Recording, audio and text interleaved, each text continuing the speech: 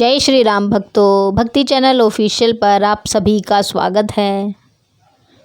हनुमान चालीसा पढ़ते वक्त भूलकर भी ना करें ये गलतियां, उठाने पड़ सकते हैं बुरे परिणाम।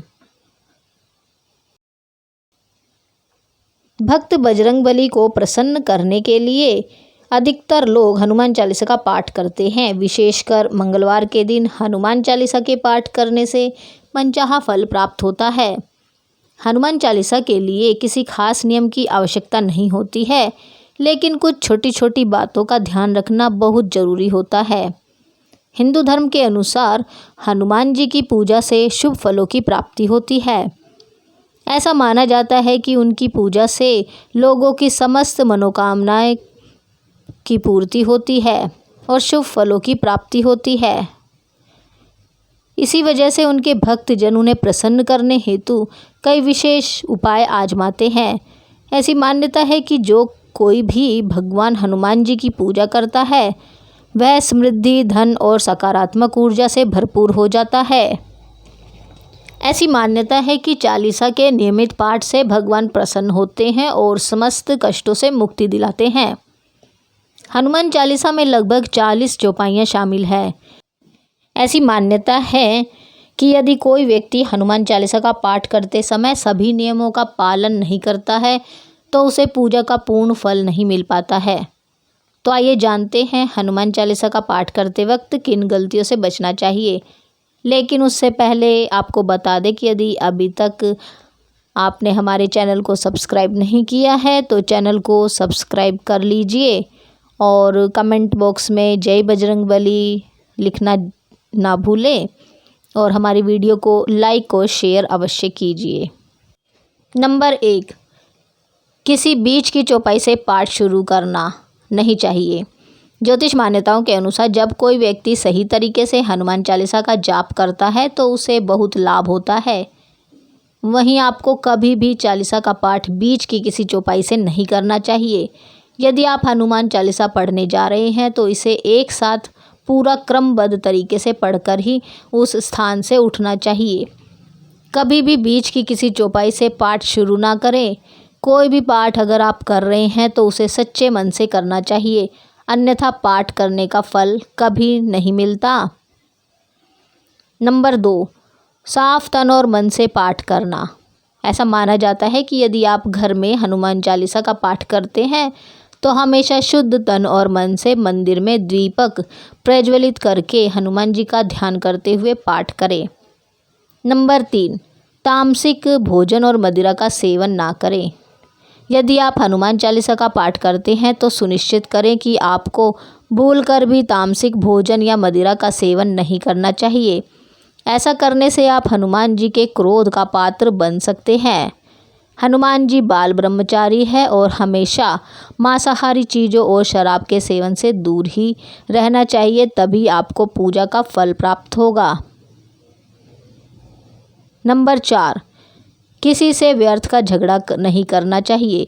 यदि आप हनुमान चालीसा का पाठ करते हैं तो ध्यान रखें कि आपको भूलकर भी किसी निर्बल को सताना नहीं चाहिए और किसी से व्यर्थ में झगड़ा नहीं करना चाहिए। यदि आप भी हनुमान चालीसा का पाठ करते तो ध्यान रखें कि आपको किसी का भी अपमान नहीं करना चाहिए और किसी के लिए भी अपशब्दों का प्रयोग नहीं करना चाहिए।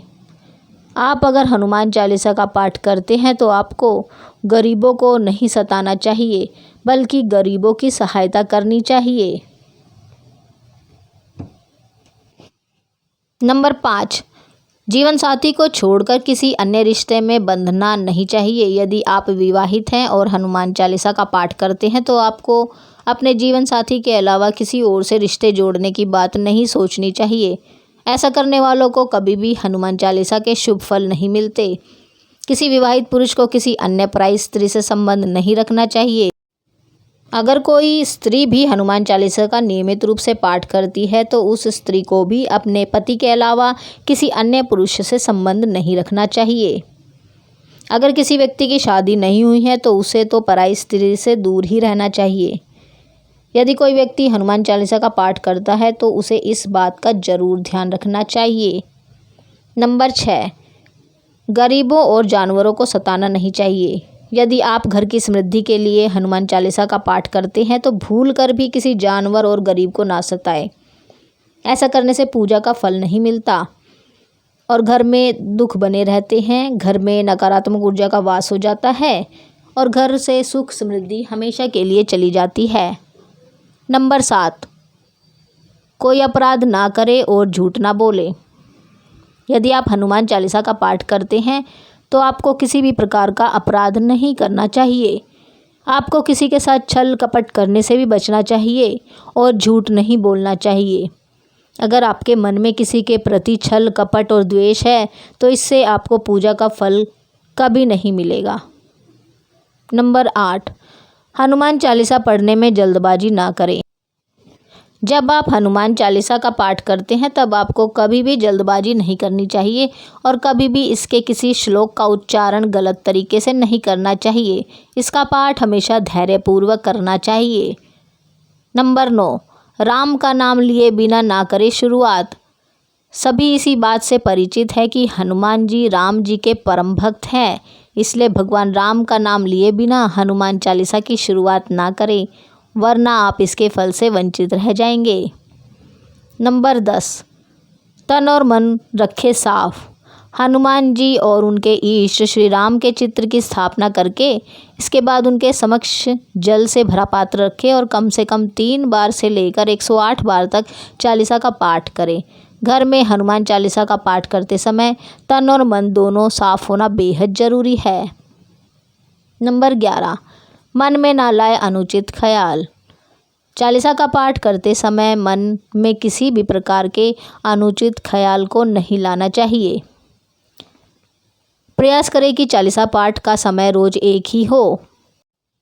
विशेष दशाओं में यात्रा तथा सोते समय भी चालीसा का पाठ कर सकते हैं। नंबर 12, मंगलवार और शनिवार को हनुमान जी के दर्शन करें। हनुमान चालीसा का पाठ करने वाले को मंगलवार और शनिवार को हनुमान मंदिर जाकर हनुमान जी के दर्शन जरूर करने चाहिए। यदि मंगलवार और शनिवार को हनुमान मंदिर में जाकर उनके सामने घी का दीपक जलाने और हनुमान चालीसा का पाठ वहीं बैठकर करने से बड़े से बड़े कष्ट दूर हो जाते हैं। नंबर 13, कभी भी गलत संगत वाले लोगों के साथ में ना रहे। यदि आप हनुमान चालीसा का पाठ करते हैं फिर भी गलत लोगों की संगत में बैठते हैं, उनका साथ, उनके गलत कामों में साथ देते हैं तो आपका पतन निश्चित है, इसलिए ऐसे लोगों से दूर ही रहे। नंबर 14, ज्योतिष के अनुसार मंगलवार के दिन 3 बार पाठ करना बेहद शुभ माना जाता है। जब भी आप पाठ करें तो सबसे पहले एक पात्र में जल भर कर रखें और उसके बाद जब हनुमान चालीसा का पाठ संपन्न हो जाए तो उस जल को ग्रहण करें, इससे आपको लाभ मिलेगा। साथ ही हनुमान जी भी जमकर कृपा बरसाएंगे। नंबर 15, सूतक काल। परिवार में जब किसी इंसान की मौत हो जाती है तो वहाँ सूतक काल मान्य रहता है। जब तक यह सूतक काल रहता है तब तक हमें हनुमान सहित किसी अन्य देवी देवता की पूजा नहीं करनी चाहिए। इस दौरान मंदिर में भी प्रवेश नहीं करना चाहिए। तो दोस्तों, इसी जानकारी के साथ हम आज की वीडियो को यहीं समाप्त करते हैं। उम्मीद है आपको हमारी आज की वीडियो अच्छी लगी होगी। वीडियो अच्छी लगी हो तो हमारी वीडियो को लाइक और शेयर कीजिए और यदि अभी तक आपने हमारे चैनल को सब्सक्राइब नहीं किया है तो चैनल को सब्सक्राइब कर लीजिए और बेल आइकन को प्रेस कीजिए ताकि आने वाली सभी अगली वीडियो की जानकारी आपको मिल सके। और कमेंट में जय श्री राम लिखना ना भूलें। Thank you for watching. जय श्री राम भक्तों, मिलते हैं अगली वीडियो में।